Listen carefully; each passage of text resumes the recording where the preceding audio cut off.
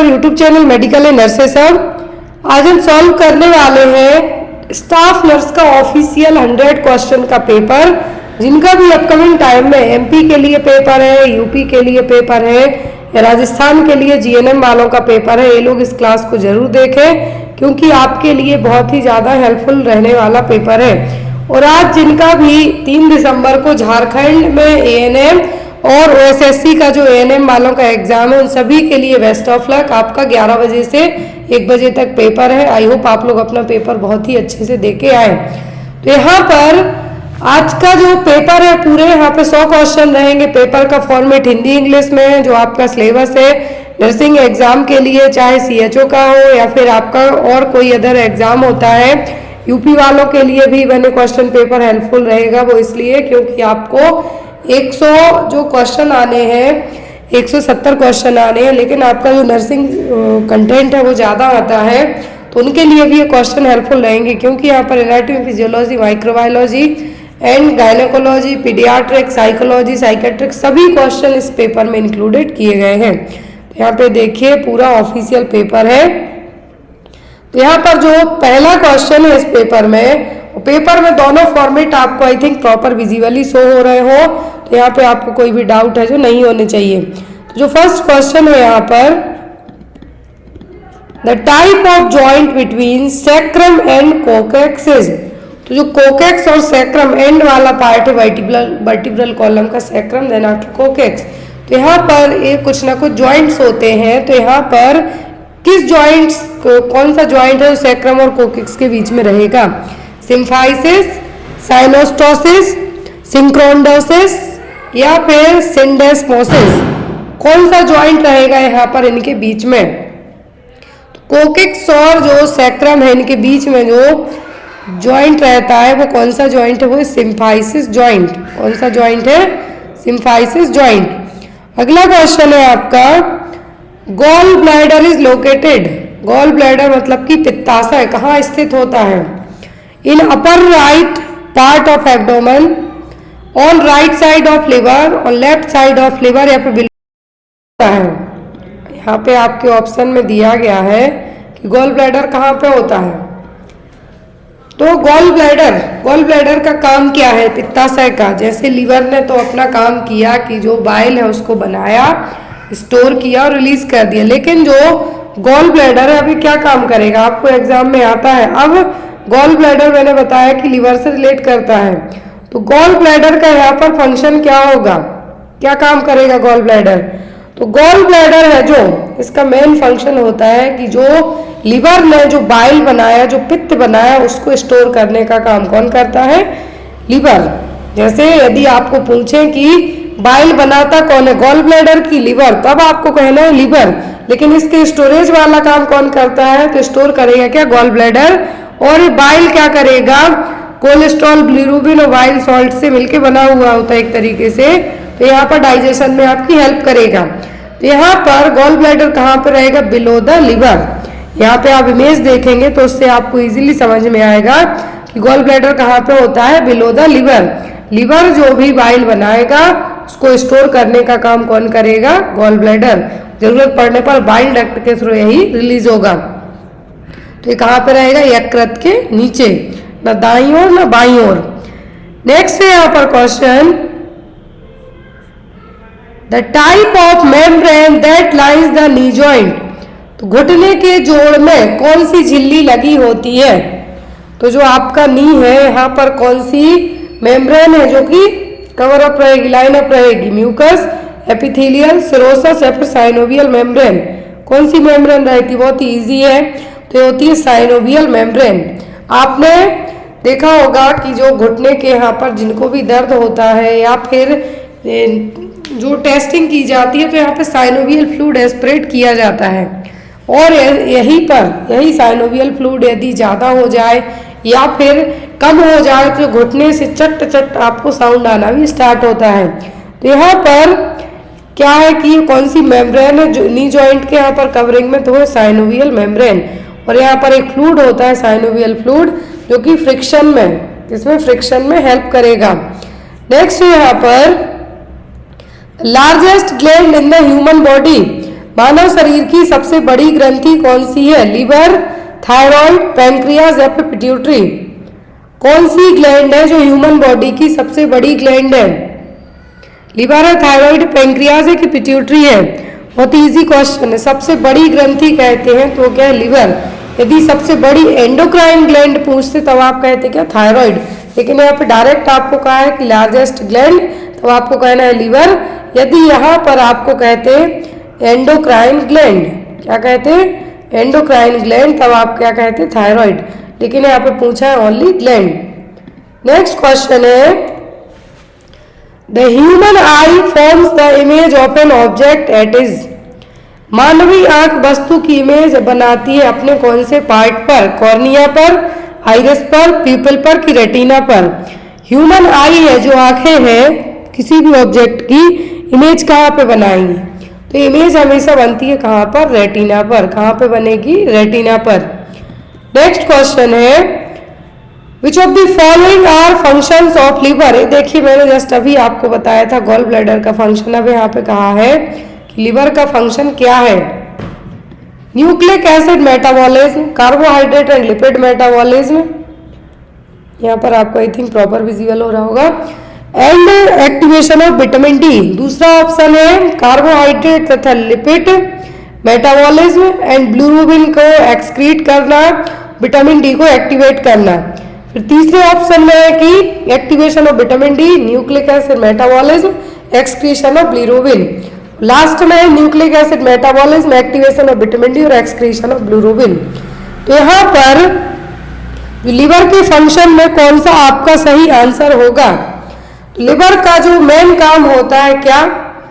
ब्लूबिन बना के एक्सक्रीट करना और स्टोर होके जाएगा कहाँ पे? आपके गॉल ब्लैडर में। विटामिन डी को एक्टिवेट करने का काम भी यही करेगा। और जो भी आपके लिपिड हैं, कार्बोहाइड्रेट है, इनका मेटाबॉलिज्म भी लिवर करेगा। अब आपको इन ऑप्शंस में से कौन सा है जिसमें सभी चीजें बताई गई हैं?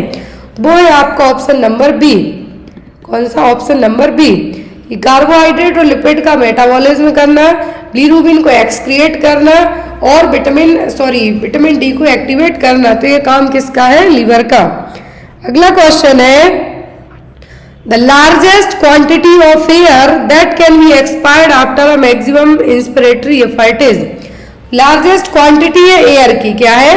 लार्जेस्ट क्वांटिटी है एयर की जो कि मैक्सिमली इंस्पायर्ड एफर्ट के कारण है। वो क्या है?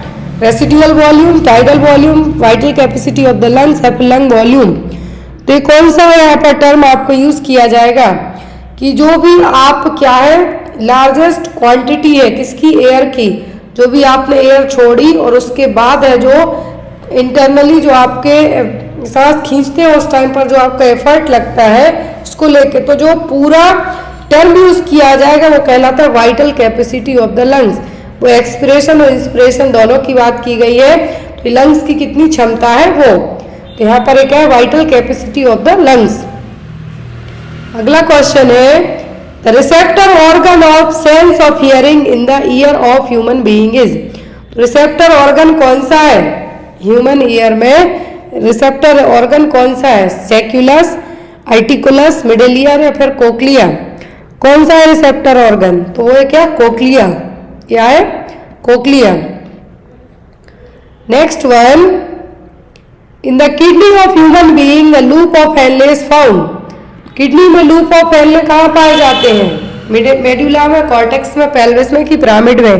कहाँ पे पाए जाते हैं लूप ऑफ हेनले? तो ये पाए जाते हैं मेडुला पार्ट में। कहाँ पर? मेडुला पार्ट में। अगला क्वेश्चन है, the functional unit of the kidney. तो किडनी की वृक्क की कार्यात्मक इकाई तो वो होते हैं क्या? नेफ्रॉन। मिलियंस ऑफ नेफ्रॉन रहेंगे वो।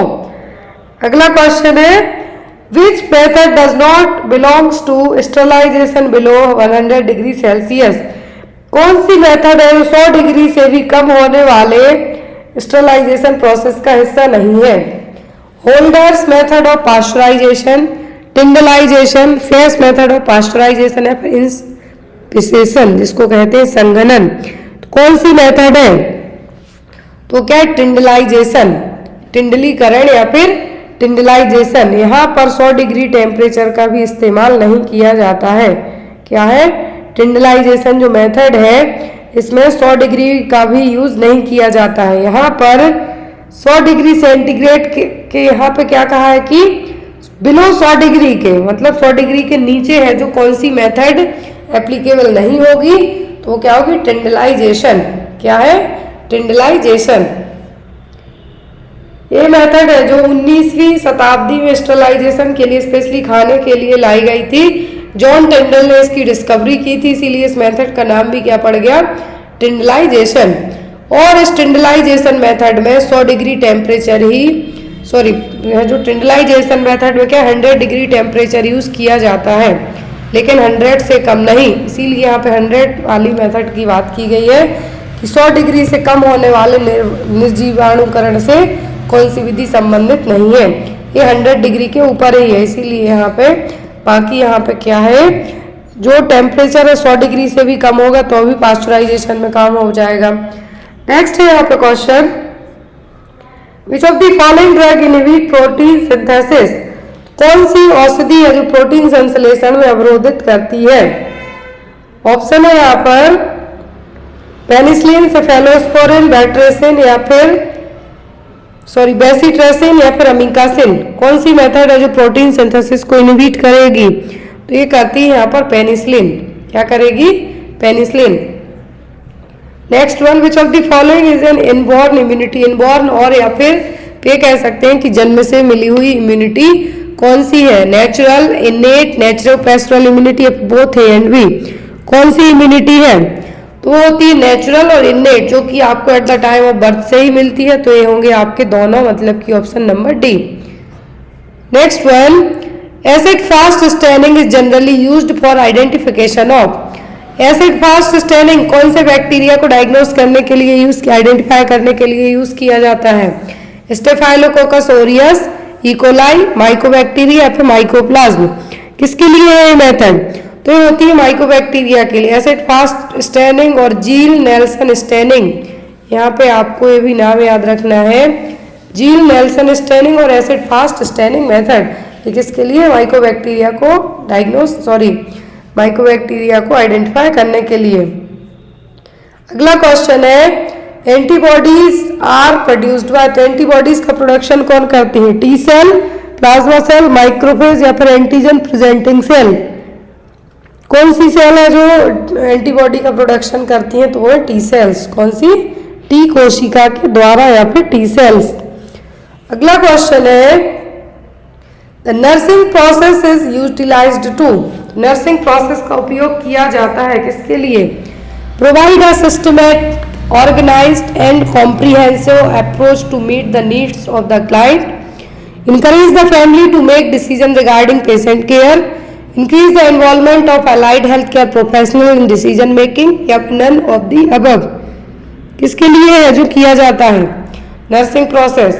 नर्सिंग प्रोसेस में एक systematic, organised, comprehensive method approach use किए जाते हैं क्लाइंट्स की नीड्स को लेके, ना कि फैमिली को या फिर डिसीजन मेकिंग को लेके। यहाँ पर आपको क्लाइंट देखना है।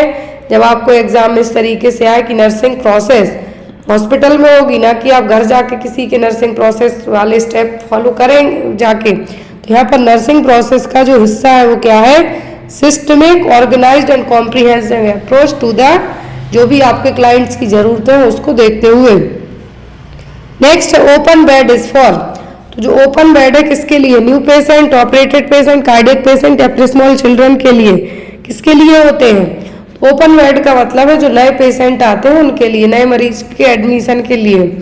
Next one, application of force to another person without lawful justification is, किसी दूसरे व्यक्ति पर वैधानिक औचित्य के बिना बल प्रयोग करना, विदाउट, आपका जो लॉ है, आपके जो एथिक्स वो आपको परमिशन नहीं देते, लेकिन आप उसको फोर्सफुली कुछ भी मेडिकेशन दे देते हैं, कुछ भी करते हैं, तो क्या बैटरी, नेग्लिजेंस, टॉर्ट या फिर क्राइम, क्या कहलाएगा, ये कहलाएगा बैटरी।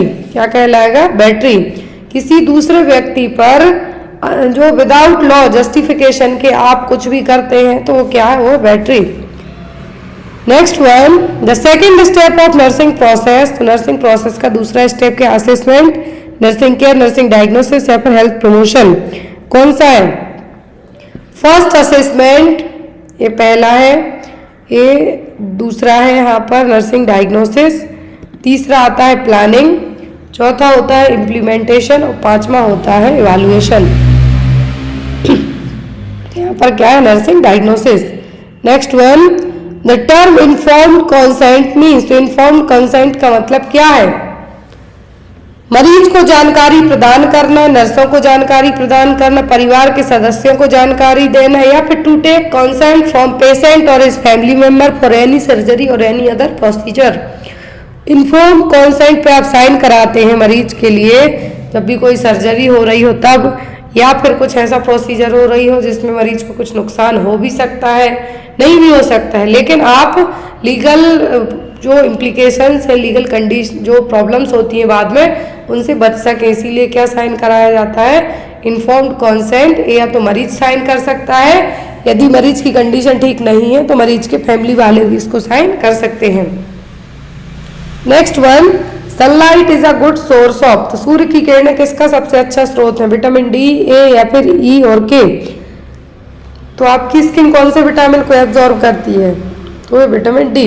कौन सा? Vitamin D.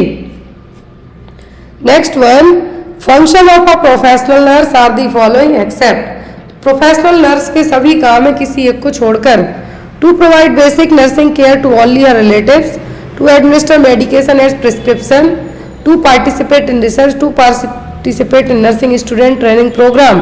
प्रोफेशनल नर्स की बात की जा रही है, प्रोफेशनल नर्स सब कुछ करेगी किसी एक को छोड़कर, मेडिकेशन देगी, रिसर्च में भी हिस्सा लेगी, स्टूडेंट्स की जो ट्रेनिंग प्रोग्राम होती है उसमें भी हिस्सा लेगी, लेकिन उसकी फैमिली या फिर नर्सिंग केयर उसकी फैमिली वालों को क्यों देगी? वो basic nursing care to only your relatives, ऐसा कुछ भी नहीं है, तो प्रोफेशनल नर्स का ये काम बिल्कुल भी नहीं है। Next one, occupied bed means, ये पेपर मैंने अभी परसों सॉल्व कराया था, एक इसी तरीके का पेपर था, उसमें भी ये क्वेश्चन था कि ऑक्यूपाइड बेड का मतलब क्या है? Preparing comfortable bed with elevation of foot and make a comfortable bed with the patient in when the patient cannot get out of the bed, या फिर the bed which is about to be occupied by a patient। तो यहाँ पर occupied bed का मतलब क्या है? तो occupied bed का मतलब होता है आरामदायक बिस्तर बनाना, जिसमें मरीज है जो बिस्तर से उठ नहीं सकता है लेकिन वो वहीं पर कंफर्टेबली लेट सके, तो क्या है यहाँ पर आरामदायक बिस्तर और comfortable bed. Next one of the best ways to prevent infection, तो इन्फेक्शन को प्रिवेंट करने का सबसे अच्छा तरीका क्या है? Giving good care, hand washing, disposal of waste, या फिर ड्रिंकिंग टैप वाटर। तो यहाँ पर जो प्रिवेंट इन्फेक्शन की बात की जा रही है, इन्फेक्शन से बचने के लिए जो बेस्ट तरीका है वो क्या है? Hand washing, frequent hand washing. Next one, hospice is the treatment concept for, एक क्वेश्चन बहुत आता है एग्जाम में और इसके पहले पढ़ा वो भी बहुत आता है। तो यहाँ पर हॉस्पिस है जो किस उपचार की अवधारणा के लिए है? Terminally ill cancer patient, cardiac patient, psychiatric मरीज, या फिर रीनल फेलियर वाले पेशेंट। हॉस्पिस केयर है जो दी जाती है कैंसर इल पेशेंट के लिए, किसके लिए?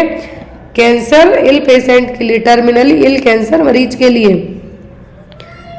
Next one, in which of the following positions patient is not lying down, कौन सी पोजीशन में मरीज लेट नहीं सकता? ट्रेंडलाइन वर्ग, सिम्स, फॉलोअर, या फिर रोज। कौन सी पोजीशन में मरीज नहीं लेट सकता है? तो वो फाउलर पोजीशन। सिम्स, रोज, ट्रेंडलाइन वर्ग में है जो हेड है जो डाउन साइड रहेगा, बाकी जो लोअर एरिया है वो अपर साइड को किया जाएगा।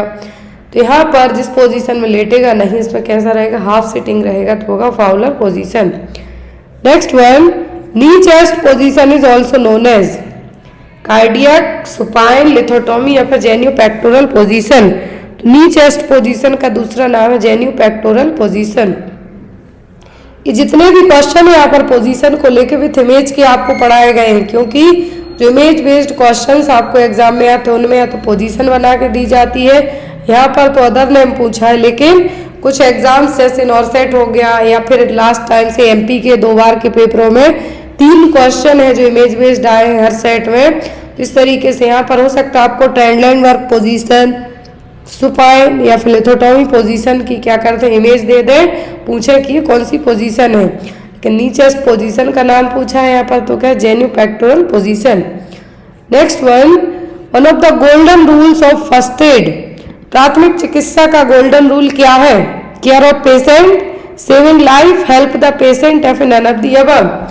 फर्स्ट एड और प्राथमिक चिकित्सा का जो एम होता है वो क्या होगा?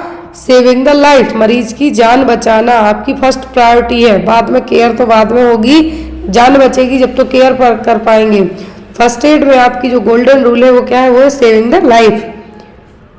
Next one, comprehensive individualised care provided by the same nurse throughout the period of care refers to, सेवा की अवधि में व्यापक तथा व्यक्तिगत सेवा एक ही नर्स के द्वारा प्रदान करने का मतलब क्या है? Team nursing, primary nursing, home health nursing या क्रिटिकल केयर नर्सिंग। ये क्वेश्चन मैनेजमेंट के एडमिनिस्ट्रेशन के जो आपको एग्जाम में आते हैं कि कोई भी मरीज की कॉम्प्रिहेंसिव और एक इंडिविजुअलाइज्ड तरीके से सेम नर्स पूरा उसकी केयर करती है अकेले, तो वो कौन सी केयर है? वो कहलाती है आपकी प्राइमरी नर्सिंग, क्योंकि यहाँ पर कहा है सेम नर्सिंग और कोई एक पर्टिकुलर मरीज है उसके लिए। Next one, priorities of planning in nursing process is done by, तो प्रायोरिटी किस बेस पे काम करेंगे आप एज अ नर्स? आप जब प्लानिंग बनाते हैं तो किस तरीके की प्रायोरिटी होंगी? इंफॉर्मेशन प्रोसेसिंग मॉडल पर, interpersonal theory, stage of illness model या फिर मास्लो हायरार्की ऑफ नीड्स। बहुत इजी क्वेश्चन है। प्रायोरिटी मतलब प्रायोरिटी की बात करी जाए तो हायरार्की नीड्स थ्योरी है जो आपको याद आ जाएगी इस तरीके से। तो क्या है, क्योंकि ये प्रायोरिटी बेस्ड है, जो आपकी ज़रूरतें हैं उसके अकॉर्डिंग यहाँ पे थ्योरी बढ़ती जाती है। तो वैसे ही यहाँ पर क्या है, नर्सिंग प्रोसेस में प्लानिंग वाला सेक्शन प्रायोरिटी वाइज क्या रहेगा? Maslow hierarchy of. Angina pectoris इजन, तो एंजाइना पेक्टोरिस क्या है? Disease condition, clinical syndrome, investigate procedure या फिर none of the above. Angina pectoris की बात की जा रही है, क्या है? Clinical syndrome. क्या है? Clinical syndrome. एंजाइना पेक्टोरिस का मतलब क्या है? चेस्ट पेन, और एक तरीके की डिसीज नहीं है, सिंड्रोम है और साइन है। Next one, two basic classification of aneurysm, तो एन्यूरिज्म के जो बेसिक क्लासिफिकेशन है वो क्या है? True and false, acute and chronic, good and bad, right and left aneurysm. कौन से है जो यहाँ पर एन्यूरिज्म का क्लासिफिकेशन है? तो ट्रू एंड फॉल्स, क्या है? True and false aneurysm. क्या है यहाँ पर? ट्रू एंड फॉल्स एन्यूरिज्म, दो एक बेसिक जिससे यहाँ पे कॉन्सेप्ट है। अब ट्रू एन्यूरिज्म और फॉल्स में क्या होगा? ट्रू एन्यूरिज्म में एक तरीके से हम ये कहेंगे कि जो आर्टरीज की वॉल है क्या है, बहुत ज़्यादा तरीके से वो होंगी, क्या होंगी? बहुत ज़्यादा तरीके से दूसरी जगह जाके बल्ज होंगी, फैलेंगी। लेकिन जो फॉल्स एन्यूरिज्म है इसमें वल्ज होके एक अलग तरीके का पाउच बना लेंगी। क्या करेंगी? अलग तरीके का पाउच बनाएंगी, तो वो क्या कहलाएगा? False aneurysm. जो बेसिक जो क्लासिफिकेशन है वो क्या है? True and false aneurysm. Next one, mycobacterium tuberculosis है। तो माइकोबैक्टीरियम ट्यूबरक्लोसिस किस तरीके का वैसिलाई है? वायरस है। Gram positive, gram negative, gram positive virus या फिर ग्राम नेगेटिव वायरस। बैसिलस मतलब बैक्टीरिया, वायरस का मतलब वायरस ही यहाँ पर। तो माइकोबैक्टीरियम किस तरीके का है? माइकोबैक्टीरियम ट्यूबरक्लोसिस है जो किस तरीके का बैक्टीरिया या फिर बैसिलस है? तो ये यहाँ पर ग्राम पॉजिटिव बैसिलस। कौन सा? Gram positive bacillus. नेक्स्ट है कार्डियक अरेस्ट। तो कार्डियक अरेस्ट का मतलब क्या? हृदय संरोध। Slow decreasing of heart function has no relation with heart function, sudden complete arrest of heart function is due to less intake of oxygen. क्या होगा यहाँ पर इसका मतलब? तो यहाँ पर कार्डियक अरेस्ट का मतलब हो गया यदि स्लो होगा तो मरीज को पता नहीं चल जाएगा और उसकी जान बच जाएगी। लेकिन ये क्या है? Sudden complete arrest of heart function, heart के जो काम है अचानक से रुक जाना, suddenly. Next one, green stick fracture is most common in. तो ग्रीन स्टिक फ्रैक्चर किस में देखने को मिलता है? एडल्ट्स में, चिल्ड्रन, वुमेन की ब्लैक्स में, अश्वेतों में। किस में देखने को मिलता है? तो बच्चों में सबसे ज्यादा ये बच्चों में होता है। हैंड में फ्रैक्चर, एक बोन बेंड हो जाएगी लेकिन पूरी तरीके से दो टुकड़ों में नहीं टूटेगी, तो कहलाता है ग्रीन स्टिक फ्रैक्चर। होता है चिल्ड्रंस में। यदि एल्डर में पूछें तो एल्डर में होता है कूलेस फ्रैक्चर, लेकिन यहाँ पर ग्रीन स्टिक पूछा है तो किस में होता है? बच्चों में। अगला क्वेश्चन है स्टोमेटाइटिस इज अ। स्टोमेटाइटिस का मतलब क्या है? Inflammation of stomach, intestine, uterus या फिर माउथ। कहाँ पे इन्फ्लामेशन होगा? आइटिस जुड़ा मतलब इन्फ्लामेशन है। कहाँ पे इन्फ्लामेशन के लिए स्टोमेटाइटिस कहा गया है? तो है इन्फ्लामेशन इनसाइड द माउथ। कहाँ पे? स्टमक के लिए कहेंगे गैस्ट्राइटिस। क्या कहेंगे? गैस्ट्राइटिस। यहाँ पर लेकिन बात की जा रही है किसकी? Inflammation of inside the mouth की। नेक्स्ट क्वेश्चन है dental caries is also known as. Dental caries दंत क्षय को क्या कह सकते हैं? Absence of teeth, artificial denture, breaking of teeth या फिर टूथ डिके। क्या कहा जाता है? डेंटल कैरीज को कहा जाता है दांतों की सड़न। क्या है? दांतों की सड़न और tooth decay. Next one, the characteristics of headache in migraine. तो जिनको माइग्रेन होता है उनमें सिरदर्द कैसा हो? एक तरफ, थ्रोबिंग, ए एंड बी या फिर नन ऑफ दी। अब किस तरीके का सिरदर्द होता है जिसमें माइग्रेन होता है? यूनिलेटरल मतलब है तो लेफ्ट साइड हो सकता है, राइट साइड। इतना भयानक होगा कि मेडिसिन भी काम नहीं करती उस टाइम पर। तो आपका आंसर क्या होगा? ए एंड बी, थ्रोबिंग भी और यूनिलेटरल भी। Next one, which is the common precipitate factor for tissue damage in the ischaemic food. तो इस्चेमिक फूड वाले मरीज में टिश्यू डैमेज के लिए कौन से प्रेसिपिटेटिंग फैक्टर होंगे, मतलब और ज्यादा उस चीज को कर सकते हैं? Bony fracture, raised cholesterol, arterial embolism या फिर माइनर ट्रॉमा। क्या होगा यहाँ पर? तो होगा माइनर सा ट्रॉमा। टिश्यू डैमेज करने के लिए यदि इस्चेमिक फूड है, क्या है? इस्चेमिक फूड है, तो यहाँ पर जो वहाँ के टिश्यूज है उनको डैमेज करने के लिए एक छोटा सा ट्रॉमा ही काफ़ी है। छोटा सा ट्रॉमा ही काफ़ी है। इस्चेमिक फूड में क्या होगा कि उस एरिया में ब्लड की सप्लाई नहीं होगी, ऑक्सीजन की सप्लाई नहीं होगी। वहाँ पर यदि थोड़ी सी भी चोट लग जाए तो जब वहाँ पर जब न ब्लड जाएगा ना ऑक्सीजन जाएगा, छोटी सी चोट लगने पर भी वहाँ के टिश्यू डैमेज हो सकते हैं। यहाँ पर क्या होगा? Minor trauma. Next is in the post operative day before starting oral diet nurse should observe for which of the following sign. तो यदि आफ्टर द सर्जरी के बाद जब मरीज को ओरल डाइट स्टार्ट की जानी है, लेकिन उस ओरल डाइट के पहले आप क्या चेक करेंगे? Bowel sound, feeling of hunger, gag reflex या फिर स्किन डिहाइड्रेशन। कौन सा साइन आप चेक करेंगे? तो होगा आपका बाउल साउंड। क्या होगा? आंतों की ध्वनि चेक की जाएगी। Next one, which of the following drug is administered to minimize respiratory secretion pre-operatively। कौन सी दवा है? कौन सी दवा है जिसको जो आप लगाने के पहले है, जो प्री ऑपरेटिवली रेस्पिरेटरी सीक्रेशन को मिनिमाइज करेगी? वैलियम, फिनार्जिन, एट्रोपिन सल्फेट या फिर मॉर्फिन। तो कोई भी सर्जरी होती है उसके पहले, ताकि जो मुंह से क्या हो सीक्रेशन है जो कम हो, रेस्पिरेटरी सीक्रेशन को कम करने के लिए जो मेडिसिन दी जाती है वो होती है एट्रोपिन सल्फेट। क्या होती है? Atropine sulphate. क्योंकि यदि सीक्रेशन ज़्यादा होगा तो हो सकता है कि वो सीक्रेशन के कारण है, जो सीक्रेशन ज़्यादा होगा तो यदि ओरल सीक्रेशन है, रेस्पिरेटरी सीक्रेशन स्पेशली, तो क्या होगा? एस्पिरेट होने का चांस रहेगा। तो यहाँ पर उसी को प्रिवेंट करने के लिए क्या दिया जाएगा? Atropine sulphate. अगला क्वेश्चन है which of the following is the complication during induction of spinal anaesthesia. Spinal anaesthesia देने के बाद कौन से कॉम्प्लिकेशन डेवलप हो सकते हैं? हाइपोटेंशन, हाइपरथर्मिया, डिस्निया, फिर बर्निंग, मिक्चुरेशन। तो जो कॉमन है वो होता है हाइपोटेंशन, बीपी का लो होना। क्या है जो कॉम्प्लिकेशन है स्पाइनल एनेस्थीसिया के बाद? वो क्या है? लो बीपी और हाइपोटेंशन।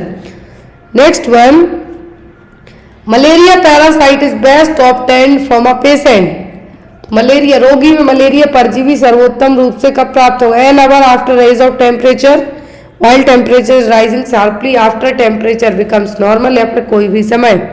कब है जो प्रॉपर तरीके से पता चलेगा मलेरिया पैरासाइट? जब आप चेक करेंगे तो वो होगा while temperature is rising sharply, जब टेम्परेचर बहुत फास्ट बढ़ रहा हो उस टाइम पर। Next one, which of the following is responsible for the spread of dengue. तो डेंगू के लिए क्या रिस्पॉन्सिबल है? Aedes mosquito, Anopheles mosquito, Culex या फिर हाउस फ्लाई। क्या रिस्पॉन्सिबल है डेंगू के लिए? तो वो है यहाँ पर Aedes mosquito.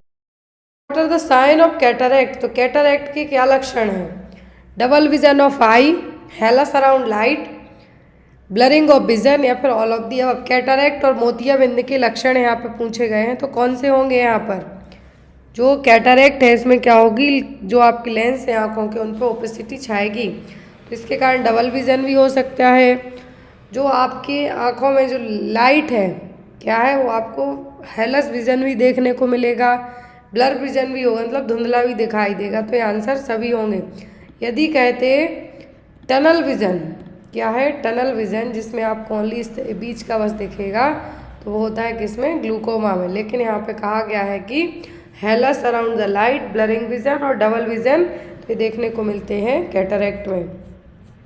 Next one, sunken fontanelle is a sign of. Sunken fontanelle किसका लक्षण है, डिहाइड्रेशन, हाइड्रोसेफेलस, डाउन सिंड्रोम या फिर टर्नर सिंड्रोम, किसमें देखने को मिलेंगे, तो ये देखने को मिलता है डिहाइड्रेशन में। किसमें, सनकेन फॉन्टेनेल, जब सीवियर डिहाइड्रेशन होता है तब। Next one, Millard's rule of 10 includes all except. Millard's rule जो 10 इंक्लूडेड है सभी किसी एक को छोड़कर। 10 किलोग्राम 10 मंथ, 10 वीक्स, 10 ग्राम % HB या फिर 12 मंथ। तो यहाँ पर पूछा गया है क्या है, मिलियार्ड्स रूल ऑफ 10। मिलियार्ड्स रूल ऑफ 10 में सभी इंक्लूडेड है किसी एक को छोड़कर। तो आपको पता होना चाहिए कि मिलियार्ड्स रूल है क्या, क्या है, मिलियार्ड्स रूल ऑफ 10 है क्या। जो हिस्टोरिकली ये जो यूज़ किया जाता था सर्जरीज के लिए यूज़ किया जाता था कि यहाँ पर बेबी है जो यदि 10 वीक की एज का हो या 10 वीक से ज़्यादा का हो, 10 किलोग्राम का हो, 10% हीमोग्लोबिन हो और यहाँ पर ब्लड सेल काउंट भी 10,000 से ज़्यादा हो, मतलब हर एक चीज़ है जो क्या है 10। जो बेबीज़ में सर्जरी वगैरह की जानी होती थी तो उसके लिए यूज़ किया जाता था। इसका नाम क्या है, जो क्लिनर्स रूल ऑफ 10 क्या है, सॉरी मिलार्ड्स रूल ऑफ 10 है। तो इसमें यदि बच्चे की सर्जरी भी की जानी है तो 10 वीक से ज़्यादा का हो, 10 महीने से ज़्यादा का हो, 10 किलोग्राम से ज़्यादा का और 10 ग्राम % HB हो। लेकिन आंसर आपका क्या होगा, 12 मंथ, क्योंकि एक्सेप्ट करके क्वेश्चन पूछा इसलिए। Next one, congenital malformation is, जन्मजात विकृति मल्टीफैक्टरल होती है, caused mainly by chromosomal anomalies, caused mainly by drug injection, caused mainly by exposure to radiation. तो कंजेनाइटल मॉल फॉर्मेशन के लिए क्या रिस्पॉन्सिबल हो सकता है, तो कंजेनाइटल मॉल फॉर्मेशन है जो मल्टीफैक्टरल हो सकती है। मल्टीफैक्टरल का मतलब है कि क्रोमोसोम से भी हो सकती है, कुछ दवाई खाने से भी हो सकती है, प्रेगनेंसी में यदि कुछ खा लिया आपने, और रेडिएशन के कारण भी हो सकती है। इसीलिए यहाँ पे आपका आंसर क्या होगा, मल्टीफैक्टोरियल, बहु उपादनीय। Next one, maximum development of brain occurs, तो जो आपके मस्तिष्क का सर्वाधिक विकास किस उम्र में होता है, infancy, adolescent, first trimester of pregnancy या फिर स्कूल गोइंग एज में। सबसे ज़्यादा दिमाग विकसित होता है इन्फेंसी पीरियड में। बच्चों को आप इन्फेंसी पीरियड में कुछ भी सिखाओगे 1-2 बार में सब सीख लेंगे, लेकिन जैसे जैसे उम्र बढ़ती जाती है सीखते सब है, लेकिन डेवलपमेंट की बात की जा रही है तो मैक्सिमम डेवलपमेंट होता है इन्फेंसी पीरियड में। Next one, exclusive breast feeding is advised in all except, सभी में केवल ओनली स्तनपान की सलाह दी जाती है किसी एक को छोड़कर। हीमोलाइसिस ड्यू टू विटामिन के deficiency, evening colic, golden colour stool या फिर प्रोलोंगेशन ऑफ फिजियोलॉजिक जॉइंटिस, सभी को आप क्या एडवाइस करेंगे कि ब्रेस्ट फीडिंग कराओ किसी एक को छोड़कर। तो यहाँ पर विटामिन के की डेफिशिएंसी वाले में हीमोलाइसिस होता है तो यहाँ पे फीड कराना है, यदि गोल्डन कलर का स्टूल है तो भी कराना है, फिजियोलॉजिक जॉइंटिस है तो भी कराना है, क्योंकि फीड करने से क्या होगा एक्सक्लूसिव ब्रेस्ट फीडिंग से कि बच्चा जो भी पोटी करेगा उसमें जो बिलिरुबिन का बढ़ा हुआ लेवल है वो भी धीरे धीरे क्या होगा, फ्लश्ड होगा। तो यहाँ पर लेकिन इवनिंग कोलिक बच्चों में, स्पेशली 1 साल तक के बच्चों में शाम के टाइम देखा होगा बहुत रोना स्टार्ट करते हैं, होता है उनमें कोलिक पेन के कारण। तो यहाँ पर आपको एक्सक्लूसिव ब्रेस्ट फीडिंग नहीं कराना है, कब, जब बच्चे को इवनिंग कोलिक की कंडीशन हो रही हो तब। Next one, when an infant is vomiting uncontrollably it is important for the nurse to assess which of the following complication. तो बच्चा यदि बिना रुके कंटिन्यूसली, इन्फेंट क्या 1 साल से कम उम्र का बच्चा यदि कंटिन्यूसली वॉमिट करते जा रहा है तो आप क्या कॉम्प्लिकेशन है जो असेस करेंगे, एसिडोसिस, एल्कलोसिस या फिर हाइपोकैलेमिया या फिर हाइपरकैलेमिया। तो यदि बच्चा कंटिन्यूअसली वॉमिट कर रहा है तो आप उसके एल्कलोसिस लेवल को चेक करेंगे, क्योंकि उसको डेवलप हो सकता है। जो कॉम्प्लिकेशन बनेगा वॉमिटिंग के कारण होता है वो क्या होगा, एसिडोसिस का भी नहीं होता है, एल्कलोसिस देखने को मिलेगा। Next one, which hormone is necessary for the positive pregnancy test. बहुत ईजी क्वेश्चन है कि यदि प्रेगनेंसी आप यूपीटी करते हैं, ब्लड टेस्ट कराते हैं, तो कौन सा हार्मोन होना चाहिए पॉजिटिव प्रेगनेंसी के लिए, तो वो होता है ह्यूमन कोरियोनिक गोनेडोट्रोपिन हार्मोन, जो कि सेंट्रोट्रोफोब्लास्ट सेल रिलीज करेंगी। इसका नाम क्या है, HCG हार्मोन। क्या है, HCG hormone. Next one, during which of the following stage of labour would the nurse assist crowning. Crowning का मतलब हेड है थोड़ा सा विजिबल होना, वो किस स्टेज में देखने को मिलेगा, फर्स्ट, सेकंड, थर्ड या फिर फोर्थ। तो क्राउनिंग देखने को मिलती है सेकंड स्टेज ऑफ लेबर में। किसमें, सेकंड स्टेज ऑफ लेबर में। नेक्स्ट क्वेश्चन है, the protective effect of breast milk is known to be associated with. तो यहाँ पर प्रोटेक्टिव इफेक्ट क्या है ब्रेस्ट मिल्क में ऐसा जो रहेगा, IgM antibodies, lysozymes, mast cell या फिर IgA एंटीबॉडीज। किसके कारण, तो इसमें होती हैं IgA एंटीबॉडीज, उसके कारण ब्रेस्ट मिल्क को क्या माना जाता है, सुरक्षात्मक प्रभाव या फिर एज एन प्रोटेक्टिव इफेक्ट के तौर पर। या फिर ये आ सकता है मिल्क में कौन सी एंटीबॉडीज होती हैं, तो वो है IgA। Next one, frog eye appearance is seen in. Frog eye, मेंढक जैसी आँख किस में देखने को मिलेगी, अकार्डिया, एनएन्सेफेली, डाउन सिंड्रोम या फिर पटाउ सिंड्रोम। फ्रॉग आई की मतलब मेंढक जैसी आंखें देखने को मिलेंगी जिन बच्चों को एनएन्सेफेली डेवलप हुआ हो, ये भी एक जन्मजात समस्या है।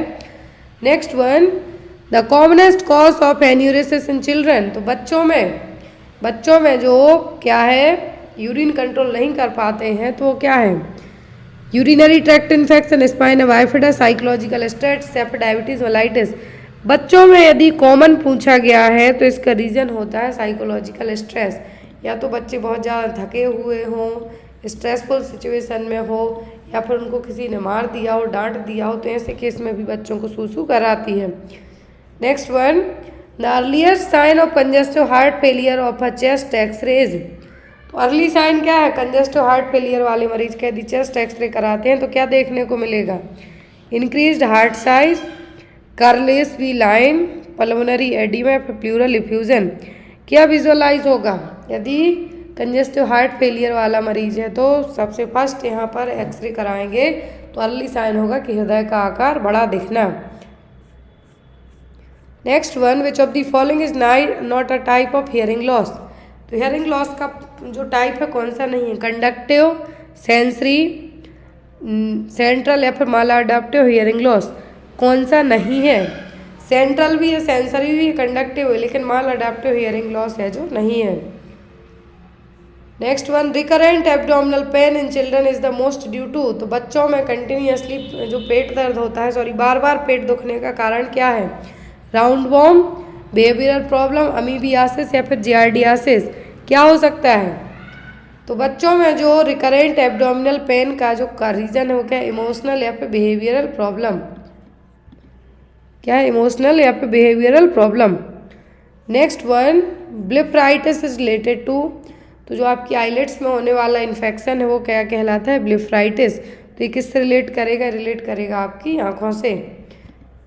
Next one, all stage of rashes are seen in. तो रेसिस की सभी स्टेज किस डिसीज में देखने को मिलती है, चिकन पॉक्स में, स्मॉल पॉक्स में, मीजल्स की, टाइफॉइड में। तो सभी स्टेज देखने को मिलती हैं चिकन पॉक्स में। किसमें, चिकन पॉक्स में। Next one, measles vaccine is given under the national immunisation programme at the age of. तो मीजल्स वैक्सीन है जो कब दी जाती है, 6 महीने, 9 महीने या फिर 18 महीने में। तो मीजल्स वैक्सीन दी जाती है आफ्टर कंप्लीशन ऑफ 9 मंथ। कब, 9 महीने की आयु में और 9 वर्ष कंप्लीट होने के बाद। खसरे का टीका जो राष्ट्रीय टीकाकरण कार्यक्रम है इसके तहत पूछा गया है, कब दिया जाता है, 9 महीने की आयु कंप्लीट करने के बाद।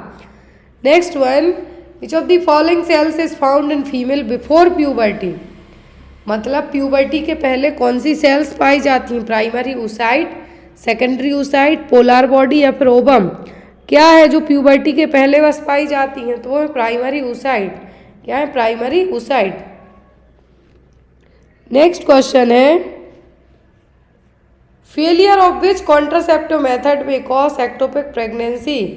यदि आप कॉन्ट्रासेप्टिव मेथड्स यूज करते हैं लेकिन कौन सी कॉन्ट्रासेप्टिव मेथड फेल होने के कारण एक्टोपिक प्रेगनेंसी डेवलप हो सकती है? इंट्रायूट्राइन डिवाइस के कारण, माला एन के कारण, कंडोम के कारण, या फिर सेफ पीरियड मेथड के कारण? कौन सी मेथड के कारण एक्टोपिक प्रेगनेंसी डेवलप हो सकती है? तो वो होगी इंट्रायूटेराइन डिवाइस। क्या है? इंट्रायूटेराइन डिवाइस के कारण एक्टोपिक प्रेगनेंसी डेवलप हो सकती है। यदि इंट्रायूटेराइन डिवाइस की जो फेलियर हो जाती है तो कॉन्डोम के कारण ना ही होगी, क्योंकि कॉन्डोम सबसे सेफ 99% इफेक्टिव है। सेफ पीरियड मेथड, माला ऐसे पीरियड मेथड में एक्टोपिक प्रेगनेंसी नहीं होगी, सीधा प्रेगनेंसी कंसीव होगी यदि फेल होती है तो। माला इनके फेलियर रेट बहुत कम है क्योंकि हार्मोनल है, लेकिन इंट्रायूट्राइन डिवाइस की फेलियर यदि होती है तो यहाँ पर जो प्रेगनेंसी कंसीव होगी वो कौन सी हो सकती है? Ectopic pregnancy. Next one, uterine inertia is a, गर्भाशय जड़ता क्या है? Disorder of uterus, disorder of uterine contraction, inward movement of uterus, या फिर एब्सेंस ऑफ यूट्रस। क्या है?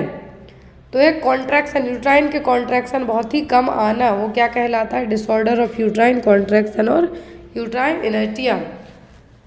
नेक्स्ट वन है, the stage of demographic cycle in India today.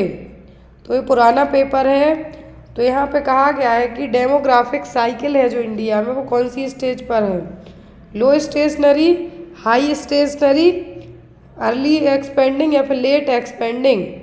तो जो डेमोग्राफिक साइकिल की यहाँ पर क्या है? स्टेज होती हैं, मैंने आपको डेमोग्राफिक वाली क्लास में पढ़ाया है। तो डेमोग्राफिक साइकिल की जो स्टेज है अकॉर्डिंग टू दैट स्टेज के, पहली होती है हाई स्टेशनरी, दूसरी अर्ली एक्सपेंडिंग, तीसरी लेट एक्सपेंडिंग, चौथी लो स्टेशनरी और पांचवी डिक्लाइन।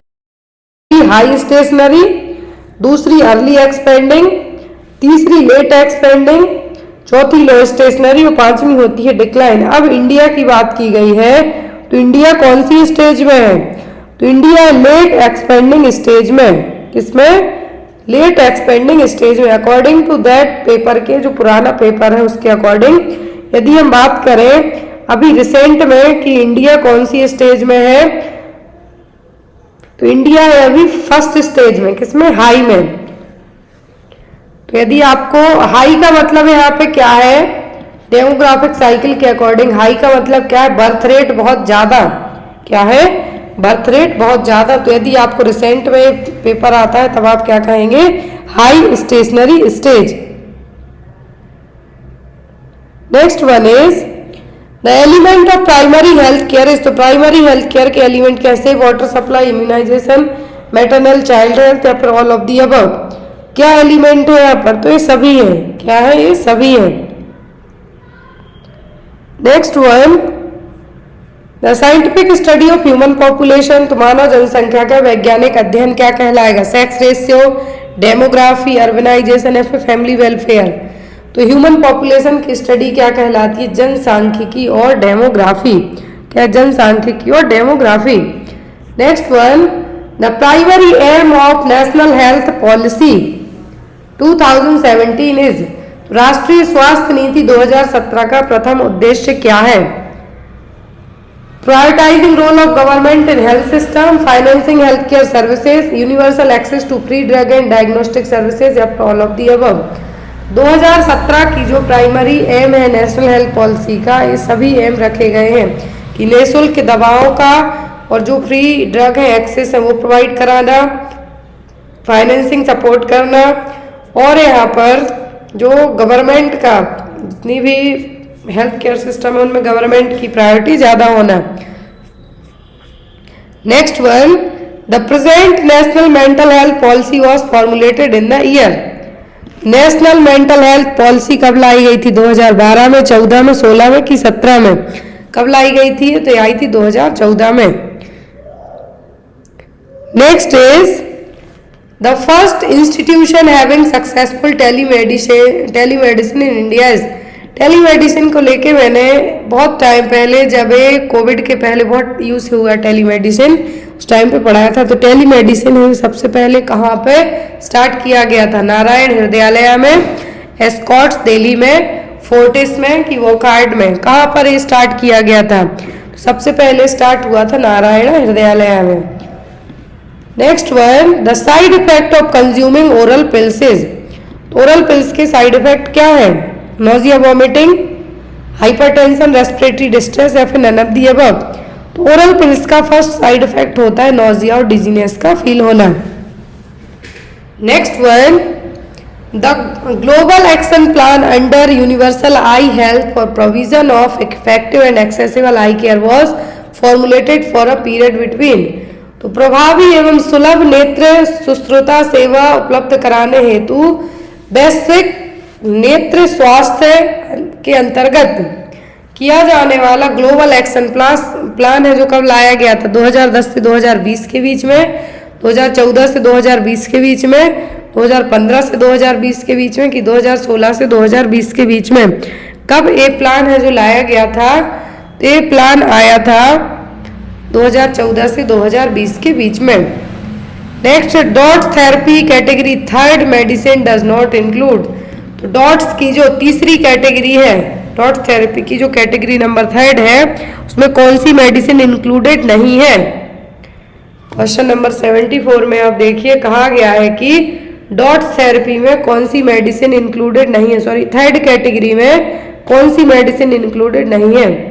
आइसोनियाजिड, रिफाम्सिन, इथाम्ब्यूटोल या फिर पायराजिनामाइड। तो जो डॉट्स थेरेपी है, क्या है? डॉट्स थेरेपी है यहाँ पर थर्ड मेडिकेशन पूछा है यहाँ पर, सॉरी कैटेगरी थर्ड है। कैटेगरी थर्ड की मेडिसिन कौन सी नहीं है? तो यहाँ पर जो मेडिकेशन है पहले आपको वो पता होगा तब आप बता पाएंगे। तो यहाँ पर थर्ड कैटेगरी में जो मेडिकेशन आती है आपकी, थर्ड कैटेगरी में आपकी क्या क्या? पायराजिनामाइड है, रिफाम्सिन है, आइसोनियाजिड है, रिफाम्सिन है, लेकिन इथाम्ब्यूटोल इंक्लूडेड नहीं है। किसमें? थर्ड कैटेगरी में। बाकी सेकंड में और फर्स्ट में इंक्लूडेड है लेकिन थर्ड में इंक्लूडेड नहीं है। Clear? Next is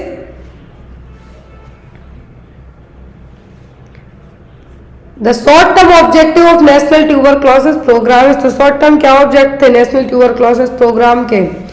detection of maximum TB cases, vaccinate newborn and infant with BCG, treatment of TB, all of the above. तो यहाँ पर इसके सभी थे कि टीबी के ज़्यादा से ज़्यादा केस को डिटेक्ट करना, वैक्सीनेट करना न्यूबॉर्न और इन्फेंट को, क्योंकि 2 बार यदि जन्म के समय नहीं है वैक्सीन दी जाती है तो 1 साल की उम्र तक दे सकते हैं, और टीबी के केसेस का ट्रीटमेंट करना। तो ये सभी शॉर्ट टर्म गोल रखे गए थे। Next one, which of the following series is true about energy from an ecosystem. तो इकोसिस्टम में ऊर्जा प्रवाह का यहाँ पर एनर्जी फ्लो है जो सही चीज आपको बताना है क्या है? तो यहाँ पर प्रोड्यूसर, कंज्यूमर और डीकम्पोजर। क्या है? प्रोड्यूसर, कंज्यूमर और डीकम्पोजर। उत्पादक, उपभोक्ता और अपघटक। आपने 10th और 9th में पढ़ा होगा कि मोर को सांप खा गया, चूहे को सांप ने खाया, इस तरीके से जो पूरा इकोसिस्टम है यहाँ पर सेम एज वही पूछा है कि पहले उत्पादक मतलब जो चीजें बन रही हैं, फिर उपभोक्ता, फिर अपघटक। Next one, an organism which can monitor air pollution is. कौन से ऑर्गेनिज्म है जो एयर पॉल्यूशन को बता सकते हैं? फंगई, एल्गी, बैक्टीरिया या फिर लिचेन, सॉरी लाइकेन। क्या है यहाँ पर? तो होंगे लाइकेन। क्या है? लाइकेन एयर पॉल्यूशन है जो यहाँ पे वो प्रेजेंट कर सकते हैं। कैसे कर सकते हैं? लाइकेन का यहाँ पर जो एयर पॉल्यूशन वाला इंडिकेटर है, क्या है? सेंसिटिव होते हैं एटमॉस्फेयर को लेके, जैसे कि नाइट्रोजन को लेके। तो जब भी ये क्या करते हैं कि जो अपने न्यूट्रिएंट्स और पानी को वेट और ड्राई फॉर्म में लेते हैं, तो नाइट्रोजन का जब भी डिपोजिशन बढ़ता है, नाइट्रोजन का डिपोजिशन ज़्यादा होता है, तो एक तरीके से एयर में जो लेवल है वो बता सकते हैं एयर पॉल्यूशन का। तो क्या है? लाइचेन और lichen. Next one, green blocks are referred to.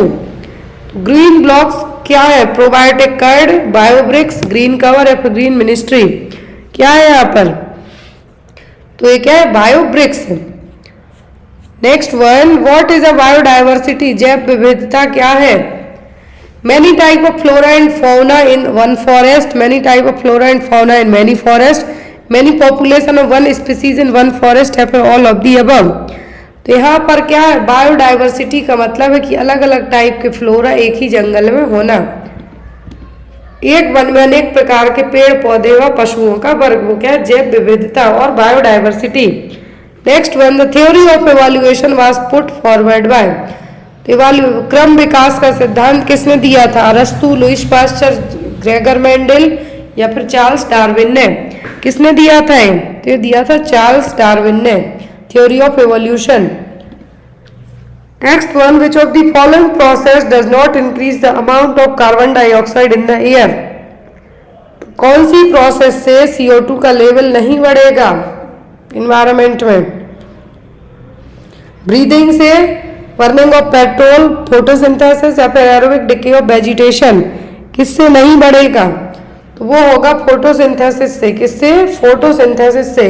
सांस ले छोड़ेंगे तो CO2 बढ़ेगी, एरोबिक डिके होगा वेजिटेबल्स का तो भी बढ़ेगी, पेट्रोल जलाएंगे तो भी होगी, लेकिन वनस्पति का वायुजीवी गलन, उससे आपकी CO2 का लेवल नहीं बढ़ेगा।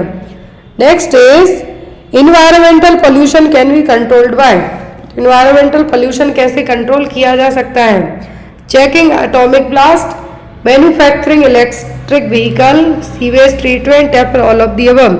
इन्वायरमेंटल पोल्यूशन मतलब पर्यावरणीय प्रदूषण को आप कैसे रोक सकते हैं? तो ये सभी चीज़ों से कि सीवेज का प्रॉपर ट्रीटमेंट हो, इलेक्ट्रॉनिक व्हीकल बनाई जाए as compared to diesel petrol के, और एटॉमिक ब्लास्ट होते हैं उनको रोक के। Next one, the biological decomposition of organic controlled condition is known as. कार्बनिक नियंत्रण परिस्थिति में जैविक अपघटन को क्या कहेंगे आप? पायरोलाइसिस, सैनिटरी लैंडफिल, भस्मीकरण या फिर कंपोस्ट बनाना और खाद बनाना क्या कहलाएगा? ये कहलाता है कंपोस्ट और खाद बनाना। जैसे गड्ढा खोद के उसके नीचे बहुत सारा गोबर, पत्ते वत्ते सब डाल के रख दो और 6 महीने में निकालो तो पूरा क्या होगा? खाद बन जाएगा। तो क्या कहलाता है? Composting. Next one, the maximum biological damage is produced by. तो सबसे ज्यादा जो जैविक क्षति है किसके द्वारा होगी? एक्स किरणों के द्वारा, बीटा किरणों के द्वारा, गामा किरणों के द्वारा कि अल्फा किरणों के द्वारा? किसके द्वारा सबसे ज्यादा है जो क्षति हो सकती, डैमेज हो सकता है? तो वो वाई रेस के कारण। किसके कारण? वाई रेस के कारण। The term green revolution was given by. हरित क्रांति किसने दी थी? William Gaud, Charles Elton, Eugene Odum या फिर MS स्वामीनाथन। ये CHO में बहुत क्वेश्चन आया है जब 2019 में CHO का एग्जाम स्टार्ट हुआ था। तो यहाँ पर ग्रीन रेवोल्यूशन क्या है? ग्रीन रेवोल्यूशन जो टर्म है किसने दिया था? तो ग्रीन रेवोल्यूशन का जो टर्म है, यदि हम बात करें एग्रीकल्चर के फील्ड से लिया गया है, और यहाँ पर जो ग्रीन रेवोल्यूशन है इसमें गेहूं के प्रोडक्शन पर है जो ज्यादा जोर दिया गया था। किस पे? गेहूं के प्रोडक्शन पर इसमें ज्यादा जोर दिया गया था। हरित क्रांति की बात करते हैं हम। तो यहाँ पर अभी नाम किससे जुड़ा हुआ है ये आपको एग्जाम में आता है। तो ग्रीन रेवोल्यूशन यदि हम इंडिया में बात करते हैं तो यहाँ पर आपका आंसर अलग है, लेकिन यहाँ पर पूरा ऑल ओवर बात की गई है। विलियम S गॉड ने, किसने? विलियम S गॉड ने ग्रीन रेवोल्यूशन शब्द जो यूज किया है। नेक्स्ट वन, और यदि इंडिया की बात करें हम, यदि इंडिया की बात करें तो MS स्वामीनाथन। याद रखना है कि यदि टर्म की बात करें, ग्रीन रेवोल्यूशन टर्म किसने दिया? विलियम गॉड ने। लेकिन यहाँ पे साथ में इंडिया जोड़ दे या फिर विलियम गॉड का नाम ना हो तब आपको MS स्वामीनाथन मार्क करना है। लेकिन जब भी आपको MS स्वामीनाथन, विलियम गॉड और हरित क्रांति दिया जाता है तो आपको विलियम गॉड को मार्क करना, लेकिन इंडिया जोड़ दें तो MS Swaminathan. Next one, delusion is a disorder of. तो डिल्यूजन किसका डिसऑर्डर है? परसेप्शन, थॉट, अटेंशन या फिर पर्सनालिटी। तो डिल्यूजन किसका डिसऑर्डर है? तो ये है यहाँ पर thought disorder. Disorientation is most commonly seen in. Disorientation मतलब जो आपके आसपास चीजें हैं वो ना पहचानना, वो किसमें देखने को मिलेंगे? Organic brain damage, schizophrenia, mania या फिर नन ऑफ द अबव। किसमें होगी ये कंडीशन? तो होगी ऑर्गेनिक ब्रेन डैमेज में। Next one, a patient keep repeating the last few word what he hears, the condition is known as. तो यदि मरीज है जो भी वर्ड आपसे सुने हैं वो बार बार रिपीट कर रहा है तो क्या है? नियोलोगिज्म, इकोपैरेक्सिया, इकोलेलिया, फिर थॉट इंसर्शन। ये कहलाएगा इकोलेलिया, मतलब जो भी आप बोल रहे हैं उसको बार बार रिपीट करना। Next one, persecutory delusion is common in. तो परसिक्यूटरी डिल्यूजन देखने को किसमें मिलेगा? Schizophrenia, paranoid schizophrenia, manic depressive साइकोसिस या फिर बाइपोलर अफेक्टिव डिसऑर्डर में। किसमें देखने को मिलेगा? तो होगा पैरानॉइड सीजोफ्रेनिया में, शकीला टाइप का जो है उसमें। Next one, the person is able to speak only in whisper is known. एक व्यक्ति जो फुसफुसाकर बस बात कर सकता है उसको क्या कहेंगे आप? अफोनिया, म्यूटिज्म, स्टूपरनेस या फिर अफासिया। क्या शब्द यूज किया जाएगा? उसको कहलाएगा एफोनिया। क्या है? एफोनिया, खुसखुसा के बात करना। Next one, which of the following therapies is based on learning theory. Learning theory पर कौन सी थ्योरी डिपेंड है? लोगो, साइको एनालिसिस, बिहेवियर या फिर इंटरपर्सनल थ्योरी। यहाँ पर पूछी गई है लर्निंग थ्योरी, तो यह बिहेवियर थेरेपी।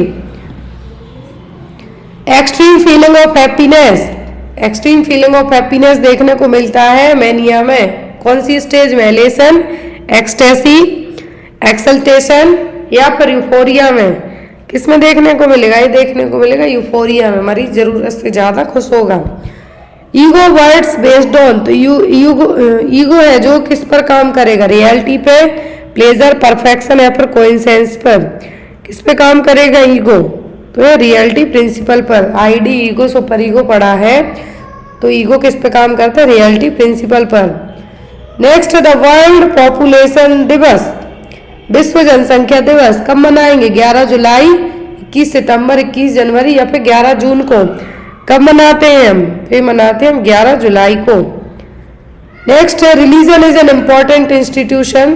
तो रिलीजन एक इम्पॉर्टेंट इंस्टीट्यूशन है किसका? सोशल प्रोसेस का, सोशल कंट्रोल, कम्युनिटी या फिर मॉडर्नाइजेशन का। किसका है? तो ये है सोशल कंट्रोल का।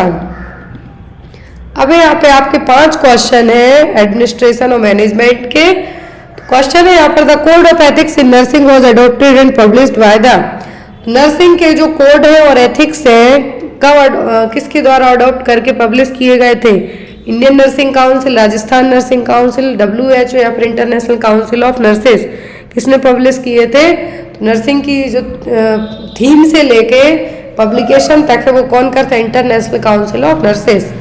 Next one, the technique of counselling in which emotional aspects are more significant than the intellectual is known as. तो यहाँ पर कौन सी काउंसलिंग है जिसमें परामर्श देने की विधि बौद्धिक पहलू की तुलना में भावनात्मक पहलू से ज्यादा है? तो यहाँ पर कौन सी होगी? Counsellor centre, client centre, elective counselling या फिर सुपरवाइजरी काउंसलिंग। तो वो होगी यहाँ पर क्लाइंट सेंटर्ड काउंसलिंग। क्या है? Client centred counselling. All of the following are the basic stage involved in conducting research except research में सब कुछ इन्वॉल्व है किसी एक को छोड़कर। प्लानिंग होती है, इम्प्लीमेंटेशन होता है, कम्युनिकेशन होगा, लेकिन इवैल्यूएशन रिसर्च में कभी भी नहीं निकाला जाता है। Planning stage of research process include all of the following steps except. Research में जब प्लानिंग स्टेज आती है उसमें सब कुछ होगा किसी एक को छोड़कर। Review of literature, writing the report, pilot study, selection of sample. Research process continuous चलते जाती है, लेकिन प्लानिंग स्टेज की बात कर रहे हैं हम, तो यहाँ पे आप रिपोर्ट नहीं लिखेंगे। लास्ट का आंसर आप लोग को देना है। क्वेश्चन में है non projected teaching aid are also known as. तो नॉन प्रोजेक्टेड जो लास्ट क्लास ली थी उसमें प्रोजेक्टेड एड था, इसमें नॉन प्रोजेक्टेड एड कौन सा है? ग्राफिक एड है, एंटरटेनिंग एड है, विजुअल एड है कि ऑडियो एड है? तो आई होप आपको ये पेपर आपके अपकमिंग एग्जाम में बहुत ही ज़्यादा हेल्पफुल हो। कोई भी आपको डाउट रह जाते हैं तो आप पूछ सकते हैं। जिनका भी अपकमिंग टाइम में MPCHO का पेपर है उनके लिए पेपर्स अवेलेबल है। आप डायरेक्ट मेरे व्हाट्सएप नंबर पर कॉन्टैक्ट करके पेपर्स विद सीरीज परचेज कर सकते हैं। पेपर प्लस सीरीज का चार्ज है आपको 175 रुपये, जिसमें आपको 16 पेपर है MP के NHMCHO, जिसमें 4 NHM के, और बाकी 12 पेपर CHO के हैं, प्लस 13 सीरीज हैं। ये सभी पेपर और ये सीरीज आपको 175 रुपीज़ में अवेलेबल होंगी। आप इन सब का प्रिंट आउट भी ले सकते हैं। सभी सॉल्व हैं और सभी हिंदी इंग्लिश में है पूरे पेपर, जैसा आपको ये दिख रहे हैं सेम है वैसे ही। तो आई होप आपको आज की क्लास अच्छी लगी हो, हेल्पफुल हो। Thank you for watching us. Bye bye, take care.